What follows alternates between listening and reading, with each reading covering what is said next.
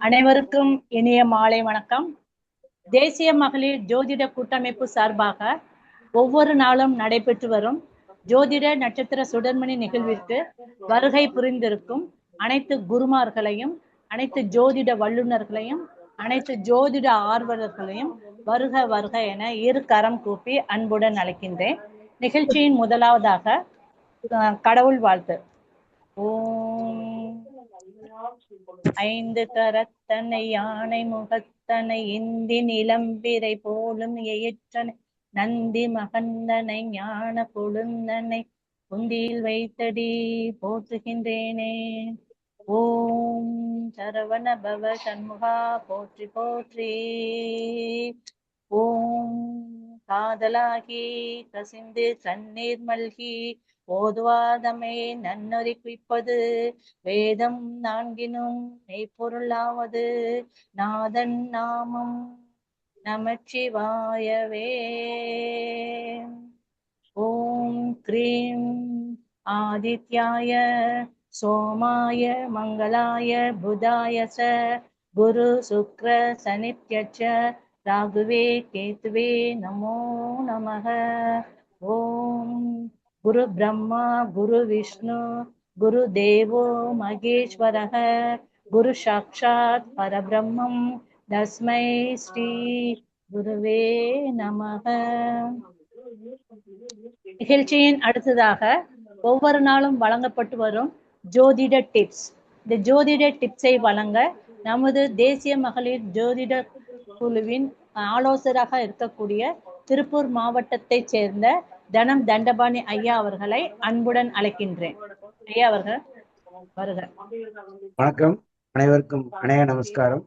அடிகேன் தனம் தண்டபாணி, திருப்பூர். தேசிய மகளிர் ஜோதிட கூட்டமைப்பு நட்சத்திர சுடமணி நிகழ்ச்சியில் நாளொரு டிப்ஸ், அதாவது தனம் சேர தனம் தண்டபாணியின் டிப்ஸ். தனம் என்பது குருவை குறிக்கும். ஆங்கிலத்தில் ஜூபிட்டர் என்பது, குரு என்பது குழந்தையை குறிக்கும். எனவே இந்த இரண்டும் கிடைக்க ஜூபிட்டர் என்னும் பெயருடைய வண்டி வாங்கினால் இந்த இரண்டும் கைகூடும். மேலும் பள்ளி படிக்கும் குழந்தைகளுக்கு கல்விக்கு உதவி செய்து வந்தால் தனம் சேரும். நன்றி, வணக்கம். வணக்கம் ஐயா.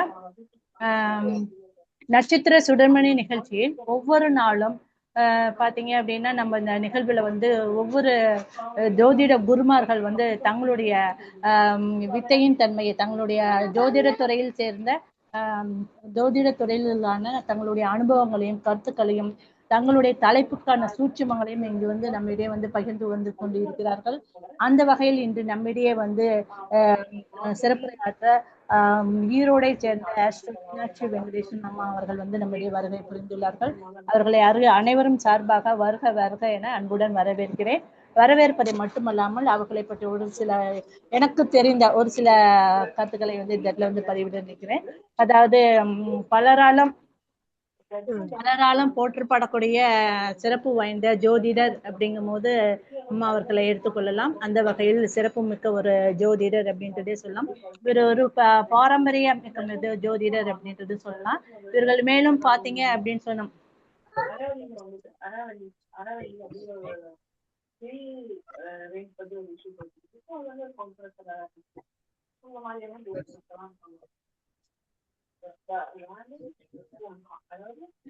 இதுல வெளிச்சமேற்றியவர் என்று சொல்லலாம். ஆனா இங்கேதான் கரண்ட் போயிடுச்சு. அம்மா அவர்களே தன்னுடைய சிறப்புரையான ஜாதகத்தின் பலன் கூறும் சூட்சமங்கள் அப்படின்ற தலைப்புல பேச இருக்கிறார்கள். அவர்களை அனைவரின் சார்பாக அன்புடன் வருக வருக என வரவேற்று தன்னுடைய சிறப்புரை ஆற்றும்படி அன்புடன் பணிக்கிறேன்.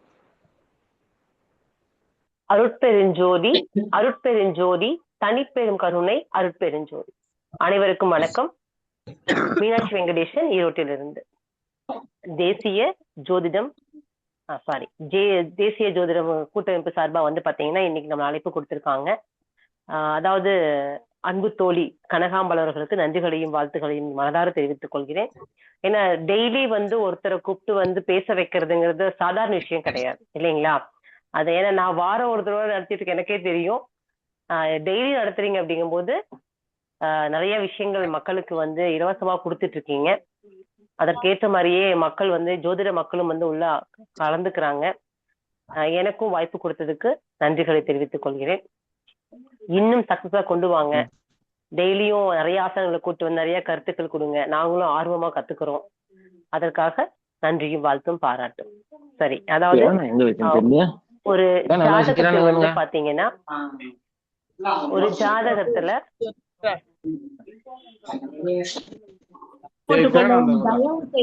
நான் மட்டும் பேசட்டுமா, நீங்களும் பேசுறீங்களா? தயவு செய்து பேசுபவர்களுக்கு தடை ஏற்படாத வண்ணம் அனைவரும் மியூட் போட்டுக் கொள்ளவும். அன்புடன் கேட்டுக்கொள்கிறேன். தயவு செய்து மியூட் போட்டுக் கொள்ளவும்.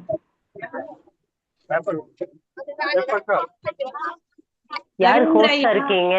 ஹோஸ்டா யார் இருக்கீங்க? நீங்களே மியூட் பண்ணுங்க. ஆமா, தயவு செய்து மியூட் போடுங்க. டெய்லி வரீங்க, ஒரு ப்ரொசீஜர் என்னன்றதை ஃபாலோ பண்ணணும்ன்றது இல்லையே. பேசுறவங்களுக்கு தடை பண்ணிட்டு இருந்தா எப்படி நம்ம கருத்துக்களை கேட்க முடியும்? ரவீந்திரன் ஐயா போடுங்க.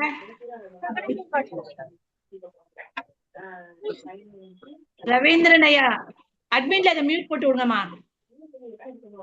யாரு ஹோஸ்டா இருக்கீங்க? அட்மின் சைடு மியூட் போட்டு விடுங்க. Okay madam. ஓகேமா, தேங்க் யூ. இல்ல சாரி எல்லாம் கேட்காதீங்க. எப்பவும் யாருகிட்டையும் சாரி கேட்க கூடாது, சரிங்களா? அதெல்லாம் இயல்பா அடக்கக்கூடிய விஷயம் தான். ஒரு பொதுவான விஷயம் அப்படிங்கும் போது இடையூறுகள் தடைகள் எல்லாம் வர சகஜம்தான், சரிங்களா? யாருக்கிட்டையும் சாரி மட்டும் கேட்க கூடாது. அந்த அளவுக்கு யாருமே இன்னைக்கு வந்து யாரும் பெரியவங்க கிடையாது, சரிங்களா? ஓகேங்க. சரி, அதாவது நான் 2007 அப்படிங்கும் போது பாத்தீங்கன்னா இந்த ஜோதிடத்துறைக்குள்ள வரேன். திருவருள் ஜோதிட பயிற்சி மையத்துலதான் வந்து ஈரோட்டுல படிச்சுட்டேன்.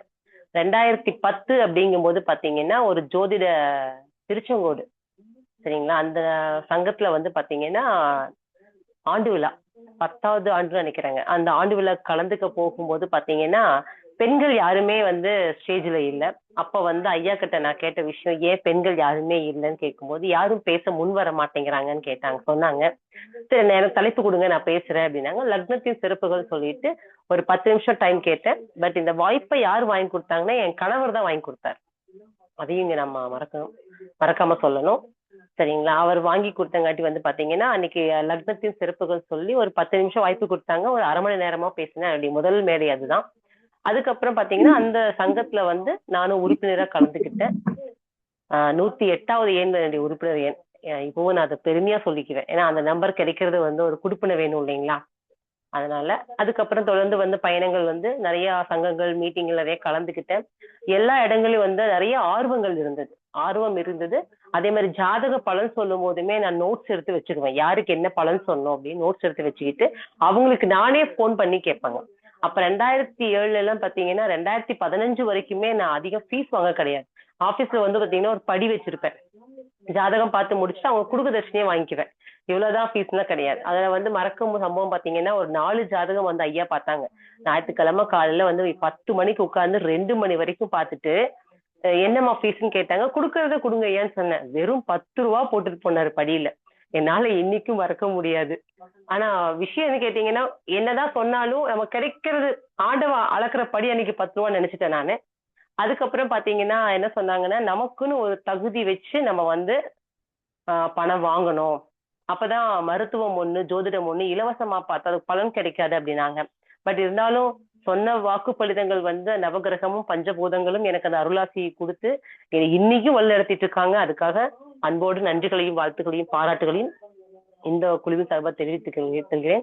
என்னன்னா ஒரு விஷயம் நம்ம சொல்றதை விட அனுபவங்கள் தான். இன்னைக்கு எந்த நோட்ஸ் எப்பவுமே நான் இந்த ஸ்டேஜ்ல எங்க பேசின நோட்ஸ் இருக்க மாட்டாங்க. யூனிவர்ஸ் என்ன கொடுக்குதோ அந்த விஷயத்த மட்டும்தான் ஓப்பனா பேசுவேன். அனுபவங்கள் அப்படிங்கிறது மிக சிறந்த ஆசான். அப்போ இன்னைக்கு ஒரு ஜாதகத்தில் வந்து பாத்தீங்கன்னா எப்படி பலன் சொல்ற சூட்சமம் அப்படின்னு கேட்டீங்கன்னா, நான் எப்படி வந்து பலன் பாக்குறேன் அந்த விஷயத்த உங்ககிட்ட நான் இன்னைக்கு பகிர்ந்துக்கிறேன். தவறுகள் இருக்கு, குறைகள் இருக்குன்னா சொல்லுங்க, நானும் கத்துக்கிறேன், தெரிஞ்சுக்கிறேன். ஏன்னா இங்க யாருமே வந்து கற்றிருந்த மேதாவி யாரும் கிடையாது, சரிங்களா? இன்னொரு விஷயம் சொல்லிக்கிறேன், நீங்க எந்த ஒரு வாடிக்கையாளர் உங்களை பார்க்க வராங்கனாலும் வெறும் கையோட ஃபர்ஸ்ட் வரக்கூடாதுங்க. நம்மளை பார்க்க வரும்போது வெற்றிலை, பாக்கு, எலுமிச்சம்பழம் பூ இந்த 4 பொருளையும் வாங்கிட்டு வர சொல்லுங்க. நான் ஒரு டிப்ஸ் ஒண்ணு கொடுக்குறேன் உங்களுக்கு. அதாவது 12 வெத்தலை வாங்க சொல்லுங்க. இந்த 12 வெத்தலையுமே அவங்க வாங்கும் பொழுது பேரம் பேசாம வாங்கணும். வெத்தலை வாங்கும்போது நல்லதா கொடுங்க, சேர்த்து கொடுங்க, பார்த்து கொடுங்கன்னு சொல்லி இவங்க கேட்க கூடாது. அவங்க கொடுக்கற வெத்தலைய வாங்கிக்கணும், கேட்கிற காசை கொடுத்துடணும். இதுதான் ஃபர்ஸ்ட் ரூல் நான் சொல்றது என் கிளைண்ட்ஸுக்கு. வெத்தலை வாங்கணும், 12 வெத்தலை. அந்த பாக்கு, எலுமிச்சம்பழம், பூவெல்லாம் வந்து பாத்தீங்கன்னா ஆட்டோமேட்டிக்காவே அவங்க வாங்குறதே வாங்கிட்டு வரட்டும். ஆனா வெத்தலை 12. இந்த 12 வெத்தலை என்ன பண்றீங்கன்னு கேட்டீங்கன்னா, மதியம் காலையில இருந்து மதியம் 12 மணிக்குள்ள நீங்க பாக்குறீங்கன்னா மேலே இருந்து நம்பர் போட்டுக்கோங்க. சரிங்களா? சப்போஸ் 12 மணிக்கு மேல வராங்க அப்படின்னா அந்த 12 வெத்தலையும் திருப்பி வச்சுக்கணும். பின்பக்கமா தான் நம்ம வந்து அந்த வெத்தலையை வந்து நம்பர் போட்டு வச்சு. எதுக்குன்னா அந்த 12 வெத்தலையும் 12 ராசி கட்டம் தான். நீங்க ஃபர்ஸ்ட் அந்த வெத்தலையை வாங்கிட்டு நம்பர் எல்லாம் போட்டு குறிச்சு வச்சிருங்க.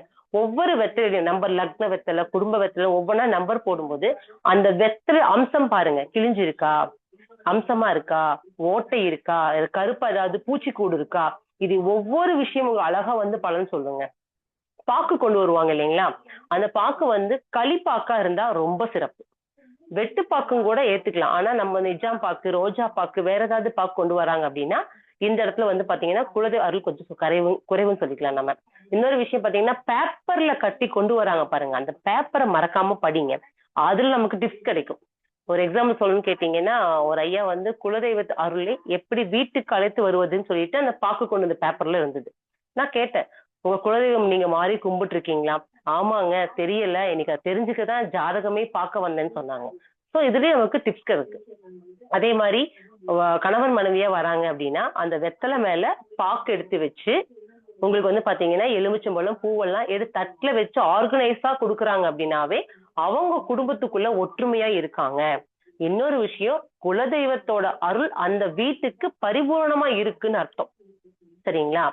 அதே போல சப்போஸ் அந்த பாக்கு கட்டி அந்த வெத்தலை வந்து பிரிக்காம அப்படியே வச்சுட்டாங்கன்னா குடும்பத்துக்குள்ள ஒற்றுமை இல்ல, குலதெய்வத்தின் அருள் இல்லைன்னு அர்த்தங்க. எலுமிச்சம்பழம் வந்து வெற்றி கனி, அது எவ்வளவு கொண்டு வந்தாலும் கணக்கு எடுத்துக்கோங்க. சரிங்களா? அதுல நம்ம எந்த குறைகளும் பார்க்க தேவையில்லை. அதே மாதிரி பூ வந்து பாத்தீங்கன்னா மல்லிகைப்பூ வாங்கிட்டு வந்தாங்கன்னா அவங்க எண்ணி வந்த காரியம் ஈடேறும். எண்ணி வந்த காரியம் அவங்களுக்கு ஈடேறும். உதிரியா பூ கொண்டு வராங்க, ரோஸ் கொண்டு வராங்க, கதம்பம் வாங்கிட்டு வராங்கன்னா, கதம்பம்னா ராகு கேதுவை குறிக்கும். சரிங்களா? அதே போல வேற வாசனை இல்லாத மலர்கள் கொண்டு வராங்க அப்படின்னா அவங்களுக்குள்ள தாம்பத்தியம் குறைவுன்னு எடுத்துக்கலாம். அதே போல எண்ணி வந்த காரியத்தில் ராகு தடைகள் இருக்கு, பூர்வ சாபத்திய தோஷங்கள் இருக்கு அப்படின்னு விஷயத்துக்கு சொல்லலாம். முன்னோர்கள் வழிபாடு சரியா செய்யாம இருக்காங்க, இல்ல அவங்க குலத்துக்குள்ள வந்து பாத்தீங்கன்னா ஏதோ தடைகளும் நிரந்தரமா இருக்குங்கிறத அந்த பூ எடுத்து சொல்லிடும். இதுதான் ஃபர்ஸ்ட் விஷயங்க. அதனால நம்மளை பார்க்க வரும்போது யாரும் வெறும் கையோட வரக்கூடாது. அதனால நீங்க உங்க அப்பாயின்மெண்ட் கொடுக்கும் போதே சொல்லிடுங்க, வெத்தலை, பாக்கு, எலுமிச்சம்பழம், பூ வாங்கிட்டு வாங்க. மிஞ்சி போனா அதுக்கு ஒரு 50 ரூபாய் 60 ரூபாய் செலவாகும், 100 ரூபாய் கூட ஆகட்டுங்க. ஆனா நம்ம சொல்ற விஷயம் அவங்களுக்கு அக்யூரேட்டா நல்ல பலன் கொடுக்கும். ஒரு எக்ஸாம்பிள் மட்டும் சொல்லிக்கிறேங்க. 2015 அவங்க தூத்துக்குடி மாவட்டம், பேர் ஞாபகம் இல்லை, பட் எங்கிட்ட ஜாதகம் பாக்குறதுக்காக எனக்கு அப்பாயின்மெண்ட் கேட்கறாங்க. ஒரு 6 மாசமா டைமே உங்களுக்கு கொடுக்க முடியல. அப்ப நான் வந்து எனக்கு எக்ஸாம் டைம் ஒர்க் பண்ணது ஸ்கூல் லைஃப். அதாவது பாத்தீங்கன்னா அந்த எக்ஸாம் ஆனுவல் டைம் போயிட்டு இருக்கு, ரிவிஷன்ஸ் எல்லாம் இருக்கு. நான் 10th வந்து 2 பேட்ச் டியூஷன் வீட்டுல எடுத்துட்டு இருக்கேன். ஸோ அதனால மார்னிங் ஈவினிங் டியூஷன்ஸ்க்கு பிள்ளைங்க வந்துருவாங்க. ஸோ அதனால என்னன்னு கேட்டீங்கன்னா என்னால வந்து அவங்க அப்பாயின்மெண்ட்ஸ் கொடுக்க முடியல. சாட்டர்டே சண்டே ஏதோ ஒர்க் இருக்கும். சாட்டர்டே சண்டே எக்ஸாம் டைம் பாத்தீங்கன்னா ஒரு பப்ளிக்கும் போது அதுக்கும் நம்ம ரிஸ்க் எடுத்து சொல்லி கொடுக்க வேண்டியது இல்லைங்களா? அதனால ஒரு 6 மாசம் பாத்தீங்கன்னா அந்த ஒரு 4 மாசமா கணக்கு எடுத்தீங்கன்னா அவங்க கொடுக்க முடியல. ஆனா 4 மாசம் கழிச்சு அவங்க எங்கிட்ட தான் பாக்கணும்னு சொல்லி வராங்க. வெத்தலை பாக்கெல்லாம் வாங்கிட்டு வந்துட்டாங்க. எண்ணி பாக்குற 22 வெத்தலை இருந்தது. 22ங்கிறது வைநாசிகம். சோ நான் என்ன சொன்னேன்னா, நீங்க 4-5 மாசம் கழிச்சு வந்திருக்கீங்க, ஆனா இன்னைக்கு உங்க ஜாதகம் பாக்குறதுக்கு எனக்கு உத்தரவு இல்லைங்க. நீங்க ஜாதகத்தை வேணா வச்சுட்டு நீங்க ஊருக்கு போயிட்டு குலதெய்வ கோயில் சாமி போய் கும்பிட்டு வாங்க அப்படின்ட்டு. ஹஸ்பண்டும் ஒய்ஃபும் மூஞ்சா பாத்துக்கிறாங்க. என்னங்க நாங்க வந்துட்டோம், நீங்க வந்து இப்படி சொல்றீங்க, நாங்க தூத்துக்குடி மாவட்டம் எவ்வளவு தூரம் தெரியுங்களா? நாங்க அம்மா இல்லம்மா 22ங்கிறது வைநாசிகம், இன்னைக்கு வந்து எனக்கு உங்க ஜாதகத்தை பார்த்து சொல்லக்கூடிய உத்தரவு இல்லை. ஏன்னா நமக்கு அழகா பலன் சொல்லுங்க. சரிங்களா? நிமித்தமும் பிரசனமும் சகுனமும் நீங்க நம்பி பாருங்க.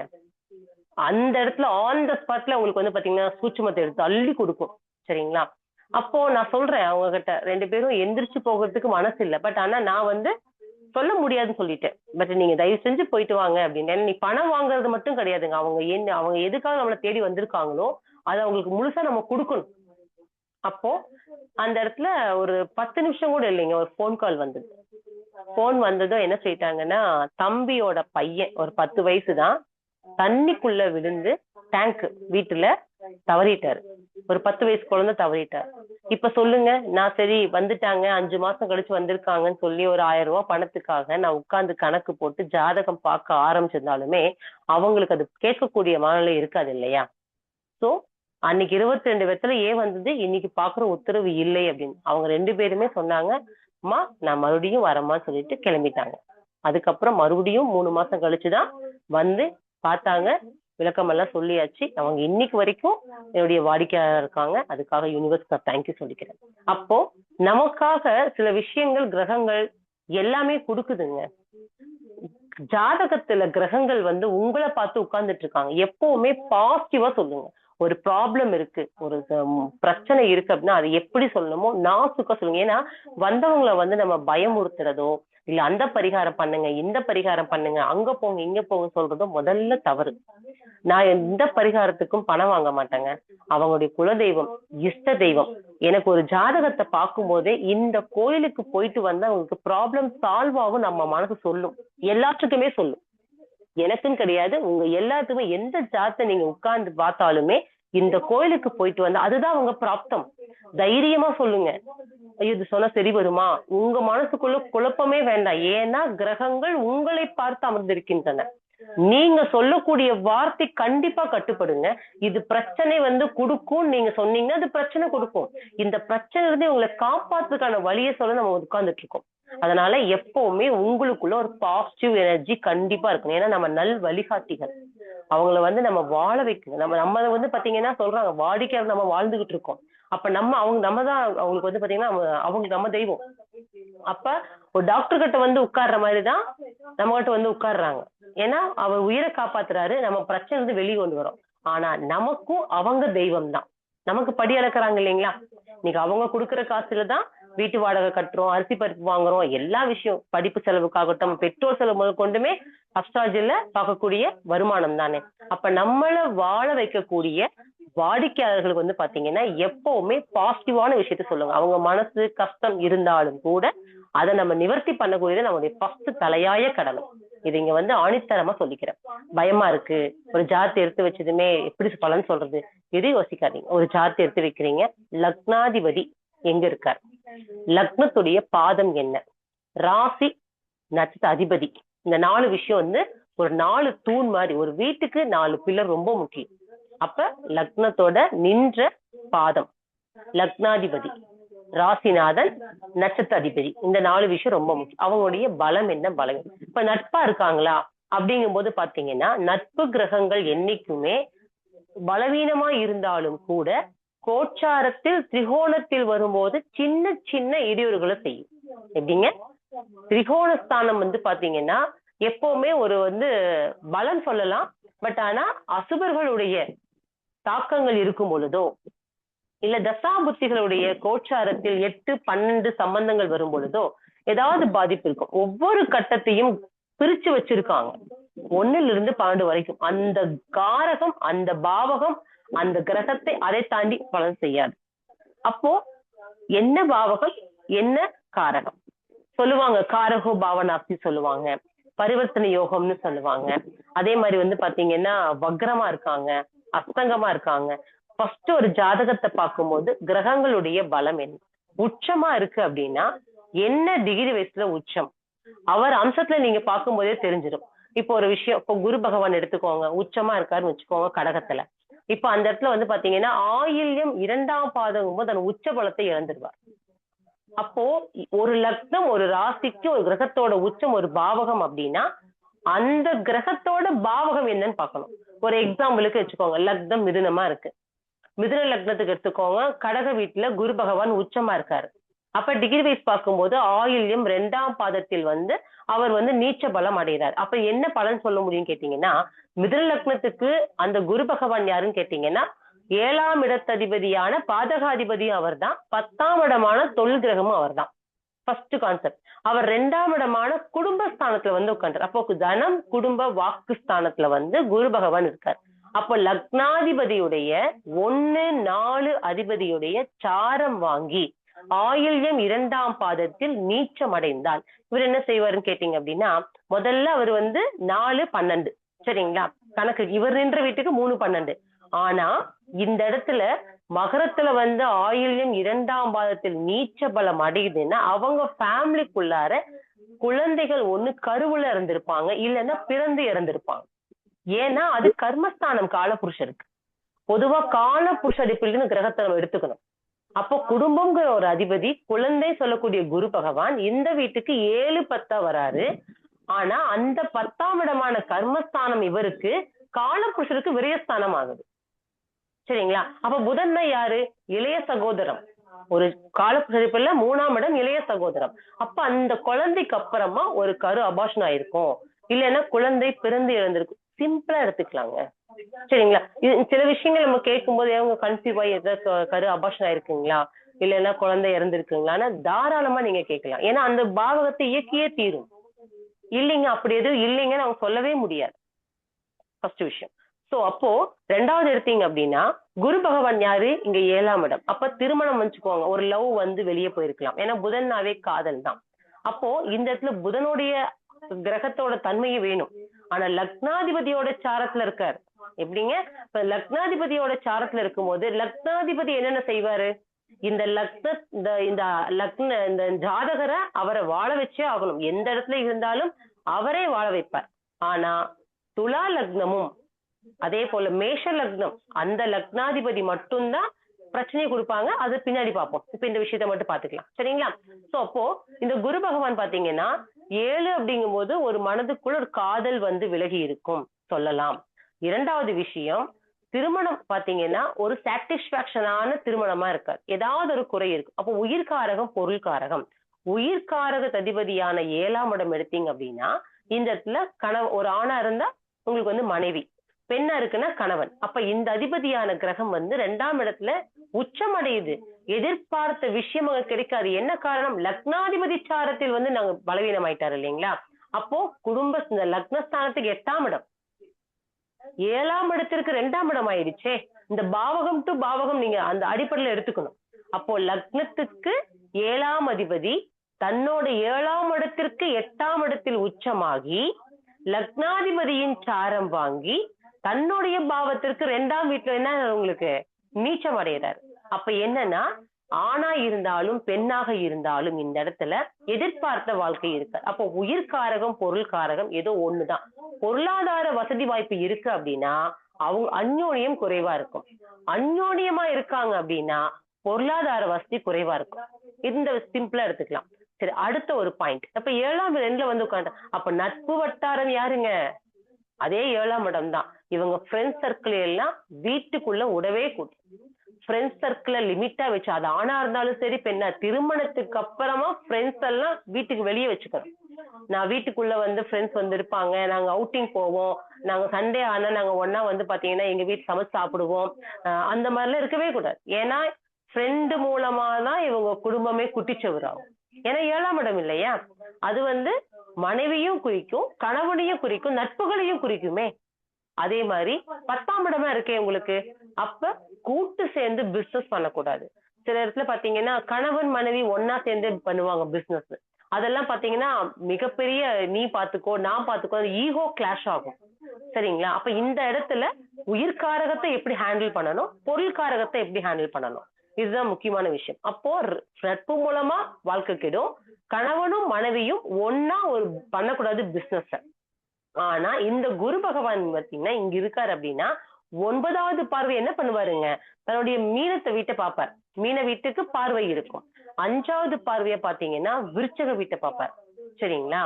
7வது பார்வை மகரத்தை பார்ப்பார். காலபுருஷ அடிப்படையில பாத்தீங்கன்னா 8வது வீட்டுக்கும் 10வது வீட்டுக்கும் 12வது வீட்டுக்கும் பார்வை இருக்கு. அப்ப இவங்க என்ன பண்ணலாம்? குரு பகவான் தான் பாத்தீங்க அப்படின்னா அயல் நாடு வெளிநாடுக்குள்ள சம்பந்தமா வந்து பாத்தீங்கன்னா பயணம் பண்ணி போறது எல்லாமே குரு பகவான் தாங்க.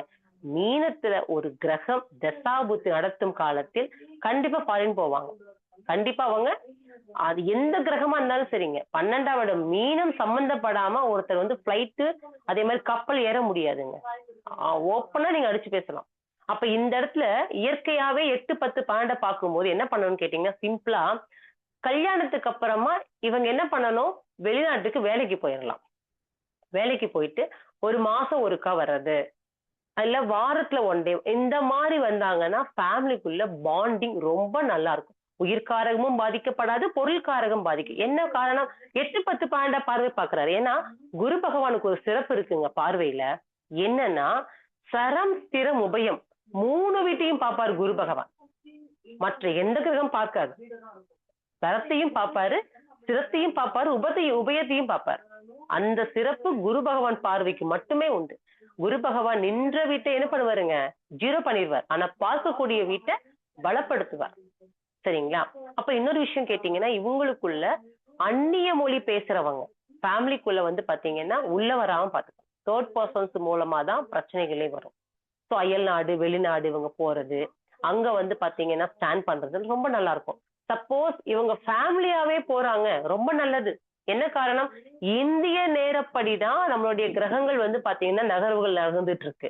நீங்க ஒரு 2 மணி நேரம் 4 மணி நேரம் வந்து பாத்தீங்கன்னா டைமிங்ல மூவ் ஆகக்கூடிய எந்த நாட்டுக்கு போனாலும் கிரகங்கள் தன்னை மாற்றிக்கொள்ளும் உங்களுக்காக. சரிங்களா? அதனால கணவனும் ஃபாரின் போலாம், இல்ல ஃபேமிலியோடயும் போய்க்கலாம், அதுவும் தவறு கிடையாது. சரிங்களா? இந்த விஷயத்த அங்க சொல்லலாம். சோ அடுத்த விஷயம் வச்சுக்கோங்க, லக்னாதிபதியை வச்சுக்கோங்க. ஒரு 8ஆம் அதிபதி சாரத்துல இருக்காரு, இல்ல 8ஆம் அதிபதி கூட இருக்காரு. அப்ப நீங்க ஓப்பனா கேட்கலாம், உங்க ஃபேமிலிக்குள்ள வந்து பாத்தீங்கன்னா 8ங்கிறது என்னன்னு கேட்டீங்கன்னா, அது ஒரு கஷ்டமான வீடு கிடையாது. அது மைனஸ் இருக்கு, பிளஸ் இருக்கு. 12 வீட்லயும் மைனஸ் பிளஸ் இருக்குங்க. 12 வீட்லயுமே மைனஸ். அந்த கிரகத்துடைய பலம் என்ன, பலவீனம் என்ன, இதுதான் மெயின் கான்செப்ட். சோ லக்னாதிபதி 8ஆம் அதிபதி சேர்ந்திருக்க முதல்ல பகை கிரகமான்னு பாருங்க. எதெல்லாம் பகை கிரகம்? இப்ப நீ இதே கடகத்துக்கு எடுத்தீங்கன்னா அஷ்டமாதிபதியான கிரகம் யாருன்னா உங்களுக்கு சனி பகவானா வருவார். பகை கிரகம் தான். அப்போ சந்திர பகவான் யாருன்னு கேட்டீங்கன்னா இரவுக்கான கிரகம், அவர் வந்து வெளிச்சம் இல்லைங்களா? இந்த பக்கம் எடுத்தீங்கன்னா சனி பகவான் இருட்டுக்கான கிரகம். ஆனா இங்க சந்திர பகவானும் பாத்தீங்கன்னாலுமே அமாவாசைக்கும் அடுத்த நாளும் 2 நாள் பாத்தீங்கன்னா அவர் இருட்டாதான் இருப்பார் இல்லைங்களா? 2 நாள் இருட்டாதான் இருப்பார். அப்ப அந்த காலகட்டங்கள் தான் என்ன பண்ணும், சனிச்சந்திரனுடைய சேர்க்கை ஆகட்டும், அந்த 8ஆம் இடம் பலமாகும். அதுக்கேற்ற மாதிரி நம்ம பலன் சொல்லலாம். இதுல ஒண்ணு அதுல ஒண்ணு. நீங்க வரட்டும். ஹலோ, சந்தேகம் எதுவும் கேக்குறீங்களா?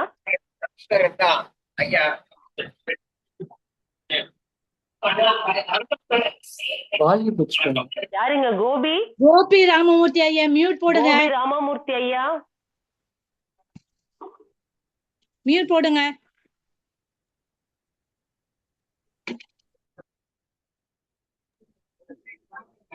பேசலாங்களா? ஓகே சரி. இப்ப வந்து 8ஆம் இடத்தை வந்து பார்த்தோம். லக்னாதிபதியோட அந்த பலம் ரொம்ப முக்கியம். 8ஆம் அதிபதியான கிரகம் யோகத்தை கூட செய்யுங்க. சனி பகவானை பொறுத்த அளவுக்கு வந்து பாத்தீங்கன்னா அங்க தீமையான கிரகம் கிடையாது. அவர் நீதிமான். எல்லா வீட்டிற்கும் அழையா விருந்தாளி யாருன்னு கேட்டீங்கன்னா சனி பகவான் தான். எல்லார் வீட்லயும் வந்து உட்கார்ந்துட்டு இருப்பார். ஒரு அஷ்டம சனி, கண்டக சனி, 7 சனி, மங்கு சனி, பொங்கு சனி, ஏதாவது சனி பகவானுடைய பயணம் கண்டிப்பா எல்லார் வீட்டுக்குள்ளேயும் இருக்கும். சனி பகவானை பத்தி சொல்லணும்னு வச்சுக்கோங்க, 3 விஷயமா அவரை பிரிக்கணும். அதாவது குழந்தை பருவத்தில் வரக்கூடிய சனி பகவான் பாத்தீங்க அப்படின்னா தாய் தந்தையரை பாதிக்கும். அவங்களுடைய தொழில், அவங்களுடைய பாத்தீங்கன்னா உடல்நலம், குழந்தையுடைய உடல்நலம். அதே மாதிரி பாத்தீங்கன்னா இளமை பருவத்தில் வரும்போது தன்னுடைய தொழிலையும் தன்னுடைய குடும்பத்தையும் பாதிப்பார். இந்த 3ஆவதா வருது பாருங்க, இதுதான் ஹைலைட். புண்ணியம் பண்ணிருக்கீங்க அப்படின்னா கோயில் குளமா கூட்டிட்டு போகுங்க. பாவம் பண்ணிருக்கீங்க அப்படின்னா ஹாஸ்பிட்டலா கூட்டிட்டு போகுங்க. சனி பகவானுடைய விஷயம் அது. சரிங்களா? சோ இங்க அஷ்டமாதிபதியான கிரகம் பார்த்துட்டோம். அப்ப எந்த வீட்டுக்கெல்லாம் பகையா வரும்? இப்ப மேஷத்துக்கு எடுத்துக்குவோம். மேஷத்துக்கு அஷ்டமாதிபதியா செவ்வாய் பகவானே வருவாருங்க. அதே மாதிரி துலாத்துக்கு எடுத்தீங்கன்னா அஷ்டமாதிபதியா சுக்கிர பகவானே வருவார். நான் அடிக்கடி சொல்லியிருப்பேன், துலாம் லக்னத்தில் ஒருத்தர் பிறந்திருக்காங்க, 8ஆம் வீட்டுல சுக்கிர பகவான் ஆட்சி பெற்று இருந்தாலும் கூட அந்த சுக்கிர பகவான் புத்தி காலங்களே அவரை கொள்வார். லக்னாதிபதியே கொள்வார். எப்படிங்க? லக்னாதிபதி சொல்லுவாங்க எந்த இடத்துல இருந்தாலும் வாழ வைப்பாருன்னு. ஆனா இவர்களை பொறுத்தளவுக்கு லக்னாதிபதியே கொள்வார். அடுத்து எடுத்துக்கோங்க, மேஷத்துக்கு எடுத்தீங்கன்னா அதே 8ஆம் இடமா வந்து பாத்தீங்கன்னா செவ்வாய் வருவார். அப்ப செவ்வாயுடைய தசா புத்தி அந்த காலங்கள்ல அவங்க கவனமா இருக்கணும்.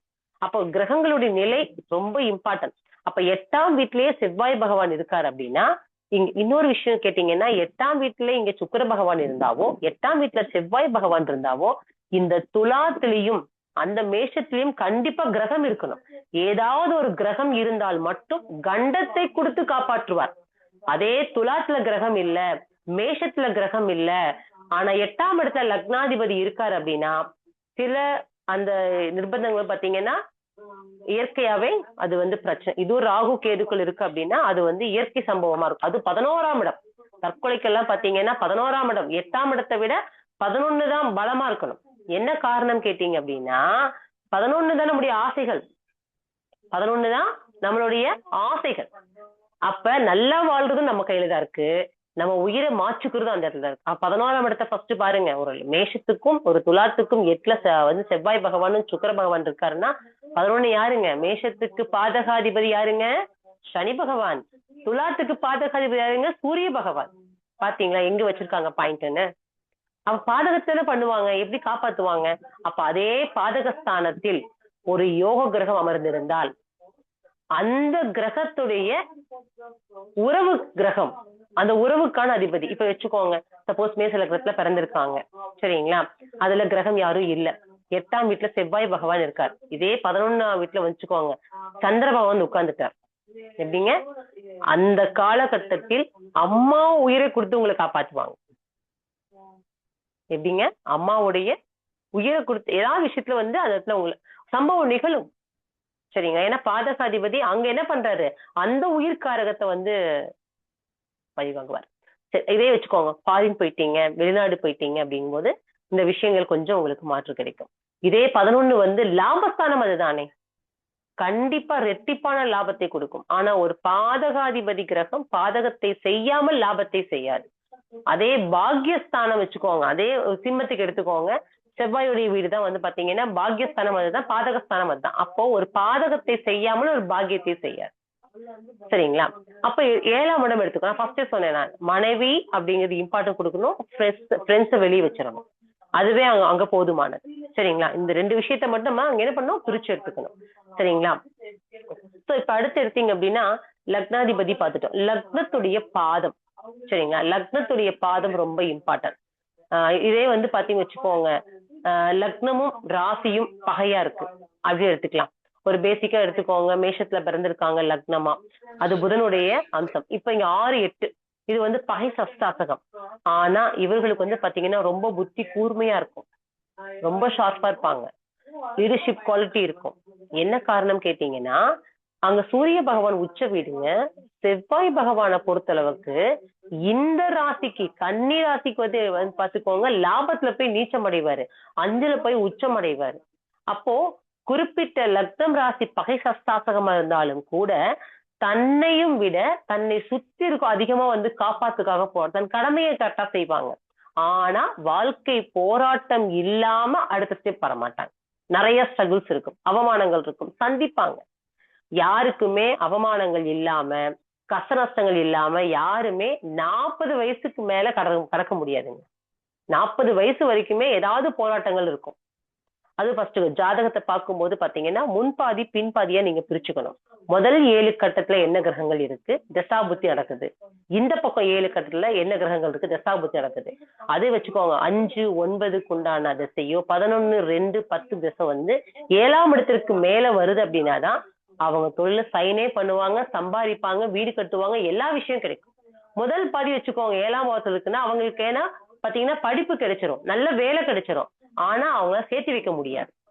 அந்த 7ஆம் பாட்டை பிரிச்சுக்கோங்க, முன்பாதி பின்பாதி. முதல் வருஷம் 40 வயசு, இந்த பக்கம் 40 வயசு. இன்னைக்கெல்லாம் பாத்தீங்கன்னா 65 வயசு இருக்கிறதே பெரிய விஷயம் இல்லைங்களா. அப்ப அதுக்கேத்த மாதிரி நம்ம என்ன பண்ணணும், கட்டங்களையும் பிரிச்சு எடுத்துக்கணும். முன்பாதி யார் இருக்காங்க, பின்பாதி எப்படி இருக்காங்க. சில கிரகங்கள் பாத்தீங்கன்னா லக்னம் ராசிக்குள்ள ராகு கேதுக்குள்ளேயே எல்லா கிரகம் உட்கார்ந்துரும். அப்ப 7 கட்டத்துக்குள்ள பாத்தீங்கன்னா எல்லா கிரகம் வந்து உட்கார்ந்துரும், ஏதோ ஒரு கிரகம் வெளியே இருக்கும். அப்ப அந்த மாதிரி கிரகங்களுக்கு வந்து பாத்தீங்கன்னா அதுக்கேற்ற சூட்சமமான பலன்கள் நம்ம சொல்லணும். அப்ப ராகு கேதுக்கள் யாரு, அம்மா வழி தாத்தா பாத்தீங்க, லக்னத்தில் ராகு இருக்காங்க, லக்னத்தில் கேது இருக்காங்க, யாரும் இல்லைங்க, உங்க ஃபேமிலிக்குள்ளார தாத்தா பாட்டி மீண்டும் வந்து பிறக்க போறாங்கன்னு அர்த்தம். அந்த குழந்தைங்களை பாருங்க, அந்த உருவத்திலேயோ ஏதாவது ஆக்டிவிட்டிலயோ கண்டிப்பா இருக்கும். ஏன்னா 3 தலைமுறைக்கு முன்னாடி யாரெல்லாம் பிறந்து இறக்கிறார்களோ மீண்டும் வந்து பிறக்கிறாங்கல்ல. அப்ப அந்த தாத்தாவும் பாட்டியும் இந்த குடும்பத்துல இந்த இடத்துல வந்து பிறக்கணும்னு சொல்லி அவங்க உங்களுக்காக தேடி வராங்க. அந்த மாதிரி குழந்தைகள் பிறக்கும் போது பாத்தீங்கன்னா நல்ல வளர்ச்சிகளும் கிடைக்கும். ஆனா சில இடங்கள்ல ராகு கேதுக்கள் வந்து பாத்தீங்கன்னா பாவ புண்ணிய கணக்கையும் எடுத்து வர்றதுதான். பாவம் தர்றதா புண்ணியம் தர்றதா, சில இடங்கள்ல எல்லாரும் அடி விழுகுங்க. அடி விழுக்காம யாரும் மேல வர முடியாது. அப்படி வச்சுக்கோங்க. ஒருத்தர் வந்து நான் கஷ்டமே பட்டதில்லை ஜாதகம் பாத்தீங்கன்னா 1, 5, 9 பலமா இருக்கும். அவங்க திசா புத்தி வச்சுக்கோங்க. 4, அதே மாதிரி 6, 5, 2, 9, 11, 12. இதுல வந்து 12ஆம் இடம் வந்து ரொம்ப சிறப்பான இடங்க. 12ஆம் இடம் வந்து விரயஸ்தான், நிம்மதியான இடம் 12ஆம் இடம் தான்.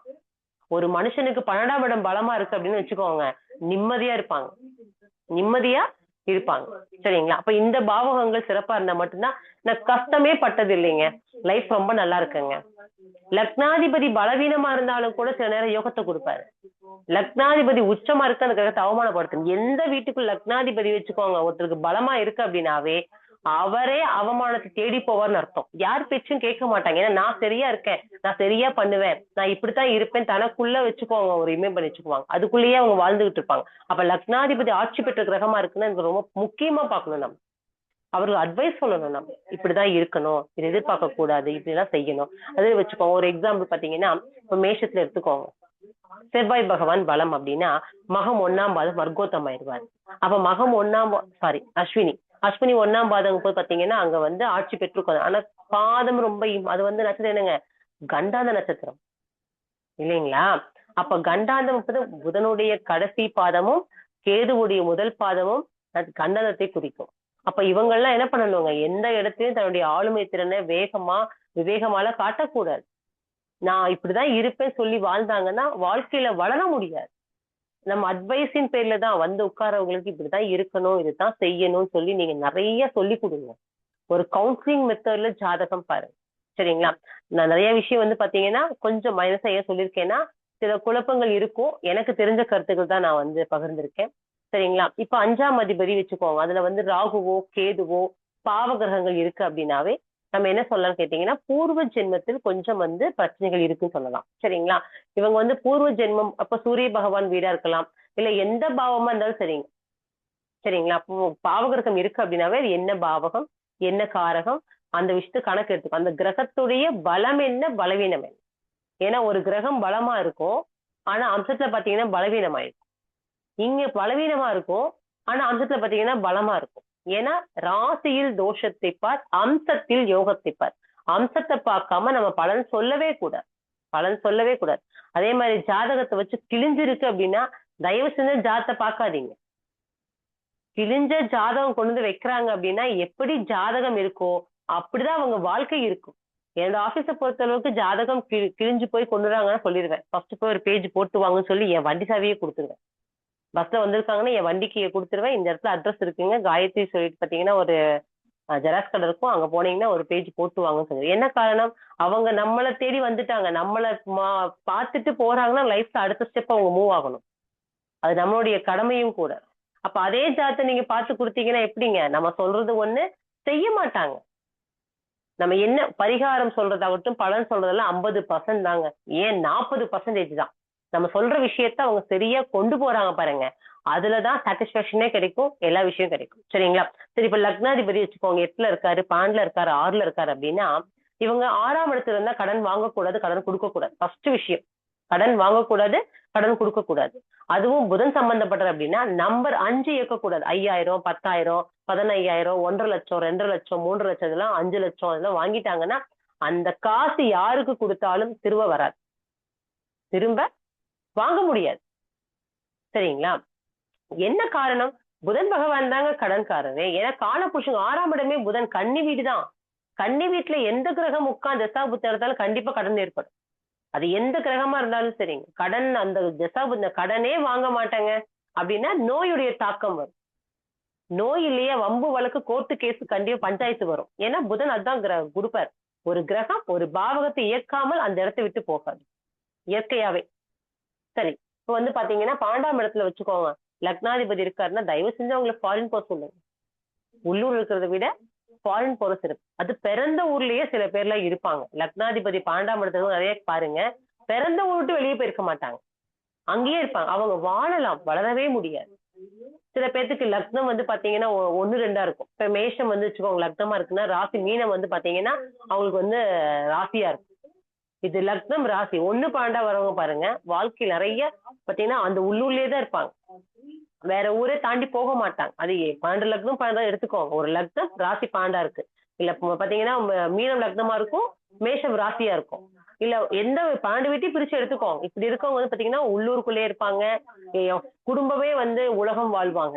இவங்களே எப்ப அதை விட்டு தாண்டி வெளியே போய் தனக்குன்னு ஒரு விஷயத்த இமேஜ் பண்ணி கொண்டு வராங்களோ, தன் திறமையை அப்பதான் வந்து வளருவாங்க. வாழ்வது வேறு, வளர்வது வேறு. சரிங்களா? அடுத்த விஷயம் எடுத்தீங்கன்னா, இப்போ புதன் பகவானுடைய அஸ்தங்கம், இதுக்கு வேணா கொஞ்சம் பலன் சொல்லிடுறேன். ஒரு கிரகம் அஸ்தங்கம் ஆயிடுச்சுன்னு வச்சுக்கோங்க. அஸ்தங்கம் ஆயிடுச்சு அப்படின்னா அந்த காரகம் என்ன உங்களுக்கு பாதிக்கப்படும். செவ்வாயா இருக்குன்னா இடம் நிலம் எடுத்துக்கலாம், புதனா இருக்குன்னா படிப்பு, அந்த வயசுக்கு ஏற்ற மாதிரியும் பிரிச்சுக்கலாம். படிப்பு எடுத்துக்கலாம். சூரிய பகவான் எடுத்தா அப்பாவை எடுத்துக்கலாம். இல்லைன்னு பாத்தீங்க அப்படின்னா உங்களுக்கு பெயர் புகழ், சொல்லிக் கொடுக்குற விஷயங்கள் எல்லாமே, கத்துக்க விஷயம் எல்லாமே எடுத்துக்கலாம். குருவா இருக்காருன்னா கற்றுக் கொடுக்கும் குருமார்கள், இதெல்லாம் காரகமா வரும். சரிங்களா? இந்த இடத்துல அஸ்தங்கமான கிரகத்தோடு வந்து பாத்தீங்கன்னா ராகு பகவானோ கேது பகவான் இருக்கக்கூடாதுங்க. எப்படிங்க? ஒரு கிரகம் அஸ்தங்கம் ஆயிடுச்சு, இல்ல அஸ்தங்கமான கிரகம் ராகுவுடைய சாரத்திலேயோ கேது பகவான் சாரத்துல இருக்காங்க அப்படின்னா அந்த ஜாதகங்களை கொஞ்சம் சரியா பார்த்து கொடுக்கணும். என்ன காரணம்னா அதே வச்சுக்கோங்க, அஸ்தங்கமான கிரகம் எந்த கிரகமா இருக்கட்டும், சரிங்களா, ராகு கேதுக்கள் இருக்கு, இல்ல ராகு பகவான் கேது பகவானுடைய சாரத்துல இருக்கு அப்படின்னா, எப்பெல்லாம் கோச்சாரத்துல அஸ்தமாதிபதியான கிரகம் அந்த கிரகத்தை தொடுறாரோ, உங்களுடைய அஸ்தமாதிபதியான கிரகம் கோச்சாரத்துல ராகுவோ கேதுவோ சம்பந்தம் வராரோ, இல்ல அதே உங்க லக்ன ராசிக்கு அஸ்தமாதிபதியான கிரகம் அந்த வீட்டு ராகு கேதுவுடைய பார்வையிலையோ இருக்கும்போது பாத்தீங்கன்னா, ராகு இருக்காரு எடுத்துருவாங்க.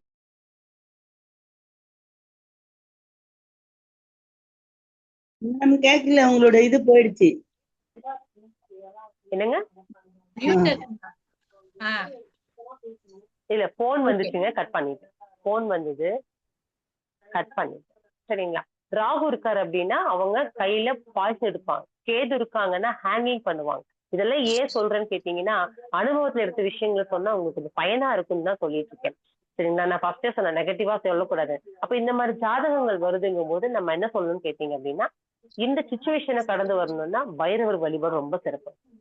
பைரவர் வழிபாடு ரொம்ப சிறப்பு. பிரித்யங்கரா தேவி யாகத்துல போய் உட்கார வைக்கணும். சரிங்களா? சனி பகவான் பிரீத்தி பண்றது, அனுமான் சாலிஷா, பைரவர் அஷ்டகம் படிக்கிறது, இதெல்லாம் ரொம்ப சிறப்பாகும். ஏன்னா சில விஷயங்கள் நம்ம வந்து சொல்லிதான் அவங்களை கடந்து வெளியே கூட்டிட்டு வரோம். நான் ஓப்பனா சொல்லுவேன், ஆனா அதை வந்து மேற்போக்கா தைரியப்படுத்துற மாதிரி சொல்லணும், அவங்களை பயமுறுத்த கூட. சரிங்களா? இப்படி ஆயிரும் அப்படின்னு பயமுறுத்தாம சொல்லணும். இந்த கிரகம் இப்படி இருக்கு அப்படின்னா அதே மாதிரி ஒரு ஜாதத்தை எடுக்கும் போதே பொதுவா சொல்லுங்க. அப்படியே இந்த கிரகம், இந்த லக்னத்துக்கு இந்த கிரகம் நன்மை செய்யும். இப்ப வச்சுக்கோங்க, கடகத்துக்கு பொறுத்த நன்மை யார் செய்வான்னு கேட்டீங்கன்னா, நன்மை செய்யும் கிரகம் எடுத்தீங்கன்னா உங்களுக்கு சூரிய பகவான், ஏன்னா 2க்குண்டான குடும்பாதிபதி, நன்மை கொடுத்துதான் ஆகணும். அடுத்து எடுத்தீங்கன்னா குரு பகவான் பாக்யாதிபதி, அவரே 6, 9 வருவார் அதிபதியா. பஞ்சமாதிபதியா செவ்வாய் பகவான் வருவார், 5, 10 அதிபதியா. இவங்க யோகத்தை கொடுப்பாங்க. ஆனா நன்மை செய்யாத கிரகம் யாருன்னு கேட்டீங்கன்னா, சனி பகவான் அஸ்தமாதிபதியா வருவாரு, புதன் பகவான் பாத்தீங்கன்னா 3 பண் எதிரியா வருவாரு, சுக்கிர பகவான் பாத்தீங்கன்னா பாதகாதிபதியா வருவார். அப்ப சில விஷயங்கள் நம்ம என்ன சொல்லுவோம், இந்த கிரகம் நன்மை செய்யும், இந்த நன்மை செய்யாது அப்படின்னு ஃபர்ஸ்ட் ஓப்பனா சொல்லிடுவோம். ஏன்னா நம்ம இப்ப நிறைய பேர் பாத்தீங்கன்னா யூடியூப் சேனல் எல்லாம் பார்த்துட்டு தான் வராங்க. நமக்கு மேல பாத்தீங்கன்னா அவங்க அறிவாளியா இருக்காங்க. இல்லைங்க இந்த கர்ணம் இருக்கு, இந்த யோகம் இருக்கு, திதி இருக்கு, இது பாதிக்குமான்னு நமக்கு தெரியாத கேள்வியை அவங்க கேட்பாங்க. அந்த அளவுக்கு வந்து இன்னைக்கு சேனல் வளர்ந்துருக்கு. இதுதான் உண்மை. அப்ப நம்ம என்ன பண்ணணும், நன்மையும் தீமையும் இதுதான் இருக்குன்னு ஓப்பனா நீங்க சொல்லிட்டீங்க அப்படின்னாவே அவங்க என்ன பண்ணுவாங்க, கொஞ்சம் கவனமா கேட்க ஆரம்பிச்சிடும். அது ரெக்கார்டிங் போட்டு கொடுங்க. நான் எப்படி சொன்னாங்கன்னா ஜாத ரெக்கார்டிங் போட்டுக்கோங்க, எப்ப வேணா போட்டு கேட்டுக்கோங்க. அந்த 12 கட்டத்துக்கும் அந்த கிரகத்துக்கும் உள்ள விஷயத்த பொதுவா ஒரு 20 மினிட்ஸ் நான் பேசுறேன், பேசி முடிச்ச அப்புறமா உங்க கேள்வியை கேளுங்க அப்படின்ட்டு 20 நிமிஷம் ஜென்ரலா பேசி முடிச்சுட்டு அது திசாபுத்திக்கு வருவேன், இது பண்ணலாம், இது செய்யக்கூடாது அப்படின்னு விஷயம் சொல்லிட்டு உங்க கேள்வி என்னன்னு கேளுங்க அப்படின்னாவே அவங்க ஃபர்ஸ்ட் சொல்லுவாங்க, எல்லாமே சொல்லிட்டீங்கம்மா சொல்லிடுவாங்க. இந்த ஒரு வார்த்தை தாங்க நமக்கு பிளஸ். எப்படிங்க, ஜென்ரலா நீங்க டச் பண்ணிக்கோங்க. டச் பண்ணி சொல்லிட்டீங்கன்னாவே அவங்க எதிர்பார்த்த விஷயம் கண்டிப்பா உள்ள ஒரு 2 பாயிண்டாவது வந்துடும். அதுக்கு வந்து நம்ம நன்றி சொல்லிக்கணும் கிரகத்துக்கு. சரிங்களா? சோ இப்ப வந்து பாத்தீங்கன்னா பொதுவா புதன் பகவான் எடுத்துக்கோங்க. அஸ்தங்கமா இருக்கு அப்படின்னாவே சொத்துல பிரச்சனை வரும். ஏன்னா ரிஜிஸ்ட்ரேஷன் தான் வந்து பாத்தீங்கன்னா புதன் பகவான். படிப்புல தடை இருக்கும். அதுவும் புதன் பகவானும் செவ்வாய் பகவானும் 8ஆம் இடத்தில் 12ஆம் இடத்தில் இருந்தாவோ இல்ல 8, 12 சாரத்தில் இருந்தாவோ சொத்து எத்தனை இருந்தாலும் அது வந்து பாத்தீங்கன்னா உங்களுக்கு வச்சு பொழைக்க தெரியும். அது வந்து பிரச்சனைக்குள்ள போயே ஆகும். இவங்களுக்கு வரக்கூடிய சொத்துமே முழுமையா கிடைக்காது. ஏமாத்துவாங்க, பங்காளிங்க ஏமாத்துவாங்க. இல்லைன்னா இவங்க வந்து பாத்தீங்கன்னா புதன் செவ்வாய் இணைவு இருக்கிறவங்க கார்னர் பிளேஸ்ல குடியிருக்க கூடாது. இடுகாடு தாண்டி போய் இடமோ நிலமோ வாங்கக்கூடாது, வீடோ கட்டக்கூடாது. தொழிலுக்காக போகும்போது இடுகாடு தாண்டி போகக்கூடாது. இது மாந்தி நம்ம எடுத்துக்கலாம் இடுகாடு அப்படிங்கும்போது. ஆனா 8 அப்படிங்கும்போது பாத்தீங்கன்னா அது ஒரு ஸ்தானத்தை குறிக்கும் இல்லைங்களா? இவங்களுக்கு ஏன் அப்படின்னு கேட்டீங்கன்னா வளர்ச்சி கிடைக்காது. அதே மாதிரி உங்களுடைய லக்னாதிபதியோட 5ஆம் அதிபதியோட 8, 12 சேர்ந்திருந்தாவோ மாந்தி சேர்ந்திருந்தாவோ குலதெய்வ கோயிலுக்கு நீங்க போயிட்டு வரீங்க அப்படின்னா வர வழியில கண்டிப்பா பாத்தீங்கன்னா இடுகாடு இருக்கும். எப்படிங்க? லக்னாதிபதியும் 5ஆம் அதிபதியும் மாந்தியோட சேர்க்கை இருக்கு, 8, 12 சாரமோ சேர்க்கை இருக்கு அப்படின்னாவே நீங்க போகும்போது எந்த வழி வேணா போலாங்க. ஆனா வரும்போது அந்த வழி வந்தீங்க அப்படின்னா உங்களுடைய பாசிட்டிவ் எனர்ஜி அங்கேயே நின்றும். அப்ப சொல்லுவாங்க தெரியுங்களா, நான் குலதெய்வ கோயிலுக்கு போயிட்டு வரேன் ஆனா எனக்கு திருப்தியே இல்ல. மத்த கோயிலுக்கு போகும்போது ஆத்ம திருப்தி இருக்கு, ஆனா என் குலதெய்வ கோயிலுக்கு பாத்தீங்கன்னா எனக்கு திருப்தி இல்லைம்பாங்க. அந்த விஷயம் நடக்கும். அதே மாதிரி 3ஆம் அதிபதி சம்பந்தப்பட்டாவோ லக்னத்துக்கும் 5க்கும் 9க்கும் கோயில் குலதெய்வத்தை மாத்தி கும்பிடுவாங்க. தெய்வம் வேறையா இருக்கும். வேற சாமி பாத்தீங்கன்னா ஏன்னா 3ஆம் இடம் தான் மாற்றம். 3ஆம் இடம் தான் ஒரு மாற்றம். அப்ப சம்பந்தமே இல்லாம கும்பிடுவாங்க. இப்ப ரீசெண்டா பாத்தீங்கன்னா மகர லக்னம் மகர ராசி ஒரு ஜாதகம் பார்த்தேன். ரீசனா ஒரு 1 வீக் தான் ஆச்சு. அவங்க என்ன சொன்னாங்க, எங்க குலதெய்வம் வந்து முருகர் அப்படின்னாங்க. மேக்சிமம் மகர லக்னம் செவ்வாய் பாத்தீங்கன்னா பாதகாதிபதியே வருவாரு. அவர் சனி பகவானும் செவ்வாய் பகவானும் துலாத்துல இருக்காங்க. நான் சொல்லிட்ட ஒரே விஷயம், லக்னத்துல சுக்கிரன் உட்கார்ந்துட்டு இருக்காரு, சந்திரன் சுக்கிரன். அப்ப சந்திர பகவான் யாரு உங்களுக்கு? 7ஆம் அதிபதி. சுக்கிர பகவானும் பெண் கிரகம். அப்ப இவங்களுடைய 5ஆம் இடமா சுக்கிரன் வீடுதான் வருது. அப்ப கண்டிப்பா உங்களுடைய குலதெய்வம் பெண் தெய்வம் தான் அப்படின்ட்டு. நீங்க முருகரை கும்பிடாதீங்க, முருகர் உங்க குலதெய்வமே கிடையாது அப்படின்ட்டு. இல்லைங்க நாங்க இதுதான் கும்பிட்டு இருக்கோம் அப்படி இப்படின்னாங்க. கேட்டு பாருங்க அம்மா பாட்டன்னாங்க. அப்பவே ஸ்பீக்கர் போட்டு போன் போட்டு கேட்டாங்க. தாத்தா பாட்டி எங்க அம்மா எல்லாம் போனது செல்லியம்மன், அது எங்க இருக்குன்னா ராயபுரமா, சென்னை ராயபுரத்துலயே என்னமோ சொன்னாங்க. அந்த ஊர்ல வந்து செல்லியம்மன் சொல்லி செல்லியம்மன் தான் அவங்க குலதெய்வம், அவங்க கும்பிட்டு இருக்காங்க. ஆனா இவர் வந்து 4 வருஷம் கழிச்சுதான் அந்த குழந்தை வந்து கருவானங்காட்டி முருகரை நினைச்சுதான் கரு ஆச்சுங்களாம். அதனால என்ன பண்ணிட்டாங்க, அந்த அம்மா விட்டுட்டு இவங்களை குலதெய்வமா கும்பிட ஆரம்பிச்சிட்டாங்க. அப்ப குலதெய்வத்தை நீங்க மாத்தி கும்பிட்டீங்கன்னு எப்படிங்க? குலத்தை காப்பது குலதெய்வம் தான். எந்த ஒரு ஜாதகம் வந்தாலும் ஃபர்ஸ்ட் குலதெய்வத்தை பாருங்க. குலதெய்வத்தை தாண்டி எதுவுமே கிடைக்காது. ஏன்னா குலத்தை காப்பது ஒரு வீட்டுக்குள்ள 4 தெய்வம் இருக்குங்க குலதெய்வம். அதாவது கட்டி கொடுத்துட்டா அம்மாவளி தெய்வத்தை நம்ம விடக்கூடாது. அப்போ ஒரு பெண்ணுடைய அம்மா அப்பா குலதெய்வம், ஒரு ஆணுடைய அம்மா அப்பா தெய்வம். ஒரு குடும்பத்துக்குள்ள 4 குலதெய்வம். வருஷம் ஒரு முறையா, முடியலன்னா 3 வருஷத்துக்கு ஒரு முறை போயிட்டு வாங்க. எங்களுக்கு தெரியலீங்க, எந்த தெய்வம் தெரியுமோ அந்த கோயிலுக்கு போயிட்டு வாங்க, கோரிக்கை வச்சுட்டு வாங்க. இதுதான் ஃபர்ஸ்ட் விஷயம். சரிங்களா? அப்ப இது சம்பந்தப்பட்ட கிரகங்கள் இருக்கும்போது பாத்தீங்கன்னா உங்களுக்கு நம்ம சொல்லலாம். சரிங்களா? இப்ப மேஷ வீட்டில் பாவகிரகம் இருக்கு அப்படின்னா செய்வினை குற்றத்தை கண்டிப்பா எடுத்து சொல்லும். சிம்மத்தில் வந்து பாத்தீங்கன்னா பாவகிரகம் இருக்கு அப்படின்னா உங்களுடைய பூர்வ புண்ணிய ஸ்தாபத்திய தோஷத்தை எடுத்து சொல்லும். தனுசு வீட்டில் பாவகிரகம் இருக்கு அப்படின்னா தெய்வ குற்றத்தை எடுத்து சொல்லும். இது நான் சொல்லலைங்க, அதாவது பொன்னையா சுவாமி ஐயா சொன்னது, அவர் சொன்ன விஷயம்தான். ஆனா இந்த 3 விஷயத்துக்கும் அவர் சொல்லும் போது பாத்தீங்கன்னா எப்படி பரிகாரம் கொடுத்து ரெமெடி எடுக்கிறதுன்னு விஷயத்துல நான் கொஞ்சம் ஆய்வுக்கு எடுத்துட்டு இந்த பிரச்சனை இருக்கும்போது இதுக்கு பரிகார முறை மட்டும் கொடுத்தேன். அது 2007 நான் உள்ள வந்தங்காட்டி பாத்தீங்க அப்படின்னா ஒரு ஜெனரேஷனுக்கு கொடுத்து ஒரு ஒரு ஃபேமிலி ஜாதத்துல பாத்தீங்க அப்படின்னா எப்படி ஒரு ப்ராப்ளம் இருக்கு அப்படின்னா ஒரு கிரகம் மட்டும் பாத்தீங்கன்னா அந்த குடும்ப ஜாதகத்துல கண்டிப்பா வந்து உட்காரு ஒரே இடத்துலங்க. அது எந்த கிரகமா வேணா இருக்கட்டும், எந்த பாவகமா வேணா இருக்கட்டும், ஒரு கிரகம் மட்டும் ஒரே இடத்துல வந்து உட்காருங்க. அதுதான் வந்து பாத்தீங்கன்னா கொண்டு வரும் ஒரு பிரச்சனையை. தொடர்ந்து சங்கிலி மாதிரி தான் ஒரு பிரச்சனை. அதை வச்சு நம்ம என்ன பண்ணணுங்க, பாயிண்ட்ஸ் கொடுக்கணும். அவங்களுக்கு இந்த பாயிண்ட்ஸ் நம்ம எடுத்துக்கலாம். அப்போ என்னன்னா ஐயா சொல்லும்போது செய்வினை குற்றம் சொன்னார். அப்ப அதுக்கு என்ன ரெமெடி? அப்போ அந்த மாதிரி ஜாதகம் வரும்போது ஒரு விளக்கம் கொடுத்து அதுக்கான பலன் வந்து பாத்தீங்கன்னா பார்த்தோம். அப்ப பூர்வ புண்ணிய சாபத்திய தோஷம்னா வம்சத்திலேயே தொடர்ந்து வர்றது. இதுக்கு வந்து பாத்தீங்கன்னா நான் பிள்ளையார் பட்டியை வந்து நான் மென்ஷன் பண்ணி பரிகாரம் சொல்லி அவங்க ஜெனரேஷன்ஸ் அந்த கோயிலுக்கு போய் பரிகாரம் பண்ணி அந்த குழந்தையோட குழந்தை ஜாதகத்தை பார்த்துட்டாங்க. அந்த பிரச்சனை தொடர்ந்து வரல. ஃபுல் ஸ்டாப் வைக்கணும். ஒரு ப்ராப்ளத்தை நம்மளால கண்டிப்பா ஃபுல் ஸ்டாப் வைக்க முடியுங்க. 5ஆம் இடத்திற்கு மட்டும் சங்கிலிங்க அது 5ஆம் இடம் அப்படிங்கிறது. ஏன்னா சூரிய பகவான் வீடு உங்களுடைய 5ஆம் இடமா இருந்தாலும் அதே ஒரு தாத்தா பாட்டி வீடு அது சொல்லுவாங்க இல்லைங்களா? 9ஆம் அதே இயங்கும் உங்களுக்கு. அதனால நம்ம வந்து சொல்லலாம். அந்த மாதிரி ஜென்ரேஷன் ஜாதகங்களையும் நான் பார்த்துட்டு நிறைய சொல்லியிருக்கேன். நான் பிள்ளையார்பட்டி எப்படி போகணும், அந்த பிரச்சனை இருக்குன்னா எப்படி நிவர்த்தி பண்ண சொல்லியிருக்கேன். சரிங்களா? தொடர்ந்து பேசினா பேசிட்டே போகலாம். சந்தேகம் இருக்கு அப்படின்னா கேளுங்க. எனக்கு தெரிஞ்ச கருத்துக்களை சொல்றேன் நான். டைம் ஆச்சுங்களாமா? சந்தேகம் இருக்கு உங்க ஜாதகத்துல இருக்குன்னா எனக்கு அறிவுக்கு என்ன தெரியுதோ, எனக்கு என்ன யூனிவர்ஸ் தெரியுதோ அந்த விஷயத்த உங்கள்கிட்ட பகிர்ந்துக்கிறேன்.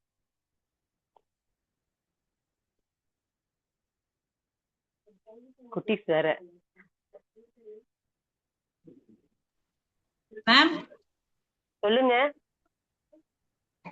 Okay ma'am, what of thanks சொல்லிட்டு அதுக்கப்புறம் வந்து கேள்வி பதில் வச்சுக்கலாம். சரிங்க. தேசிய மகளிர் ஜோதிட கூட்டமைப்பின் சார்பாக அடுத்ததாக நடைபெறக்கூடிய நன்றி உரை. இந்த நன்றி உரையை வழங்க நமது தேசிய மகளிர் ஜோதிட கூட்டமைப்பின் ஆலோசகராக இருக்கக்கூடிய தன தண்டபாணி ஐயா, திருப்பூரை சேர்ந்த தன தண்டபாணி ஐயா அவர்களை அன்புடன் அழைக்கின்றேன். மேடம் கரண்ட் ஆஃப் கேக்குதா? மூஞ்சி தெரியுதா? என்ன ஆரம்பிக்கும் போது அங்க கரண்ட் இல்ல, முடிக்கும் போது இங்க கரண்ட் இல்ல, எப்படி இப்படி எல்லாம்? இன்னைக்கு யோகி சனி. அப்படிங்களா? ஆமா. சரி சரி சரி, தெரியுது இல்லங்க? பேசலாமா? தெரியுது. பேசுங்க. ஓகே. வணக்கம். அடிகேன் தனம் தண்டவாணி, திருப்பூர் மாவட்டம். தேசிய மகளிர் ஜோதிட கூட்டமைப்பு நட்சத்திர சுடர்மணி நிகழ்ச்சியில் இன்று 56வது நாள். 56 கூட்டினால் 11, மறுபடியும் கூட்டினால் 2. 2 என்பது சந்திரன் என்றால் அம்மா. எனவே இன்று மீனாட்சி அம்மா வந்துள்ளார். இன்று 25/2/2026 கூட்டினால் 10 வருகிறது. 10 என்பது சூரியனை குறிக்கும், அதாவது 1 சூரியனை குறிக்கும். மேலும் மீனாட்சி வெங்கடேசன் என்பது 10 எழுத்து கொண்டது. சூரியன் என்றால் தலை. எனவே முதலாக ஜோதிட மேடையில் பெண்கள் சார்பாக முதல் பெண்மணியாக பேசியுள்ளார். மேலும் 25 தேதி கூட்டினால் 7. 7 என்பது கேது. கேது என்பது ஜோதிடம். எனவே ஜோதிட பாடம். மேலும் இன்று மாசி 13. 13 கூட்டினால் 4. 4 என்பது தாய் ஸ்தானம், அதாவது மீனாட்சி அம்மா உடைய இன்றைய உரை. மேலும் 4 என்பது ராகு. மிக பிரம்மாண்டமான பேச்சு இன்று. மேலும் மீனாட்சி என்பது 4 எழுத்து கொண்டது. இன்று மிருகசீரிடம் மற்றும் நவமி. நவமி என்பது 9வது நாள். 9 என்பது செவ்வாய். மிருகசீரிடம் என்பது செவ்வாயுடைய சாரம். இரண்டுமே சிவப்பு சார்ந்தது. எனவே அம்மா இன்று சிவப்பு நிற புடவை மற்றும் சிவப்பு நிற ப்ளூடூத்தில் வந்துள்ளார். இன்று விஸ்கம்பம் யோகம். விஸ்கம்பம் என்பது முதல் நாம யோகம். எனவே முதல் பெண்மணி ஜோதிடர் ஈரோட்டில் இவரேதான். பாலவ கரணம். இன்று பாலவ கரணம் வாகனம் புலி.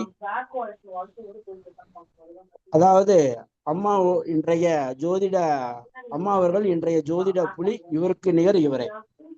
இன்றைய யோகி சனி பகவான். சனி பகவான் என்பது கருப்பை சார்ந்தது. எனவே கருப்பு நிற வாட்ச் லெதர் கட்டி அம்மா வந்துள்ளார். இன்றைய யோகி சனி பகவான். சனி பகவான் என்பது இருள். தற்போது நன்றியுரை இருளில் சொல்லிக் கொண்டுள்ளேன். மேலும் இன்று புதன்கிழமை. புதன் என்றால் மீனாட்சி. எனவே இன்றைய வகுப்பு சிறப்பாக எடுத்த மதுரை மீனாட்சி வடிவில் வந்த ஈரோடு மீனாட்சி அம்மா அவர்களுக்கு கோடான கோடி நன்றி. மேலும் இதுவரை செவிசாய்த்து பொறுமையாக கேட்டுக்கொண்டிருந்த அனைத்து குருமார்கள், ஆர்வலர் அனைவருக்கும் கோடான கோடி நன்றி. மேலும் இந்நிகழ்வினை ஏற்பாடு செய்து கொடுத்த நமது கூட்டமைப்பு தலைவர் டாக்டர் கனகாம்பாள் மற்றும் நிகழ்ச்சி ஒருங்கிணைப்பாளர் அனைவருக்கும் கோடான கோடி நன்றி. அனைவருக்கும் இன்றைய நாள் இனிய நாளாக அமையட்டும். வாழ்க ஜோதிடம், வளர்க ஜோதிட கலை. வந்தே மாதரம். நன்றி, வணக்கம்.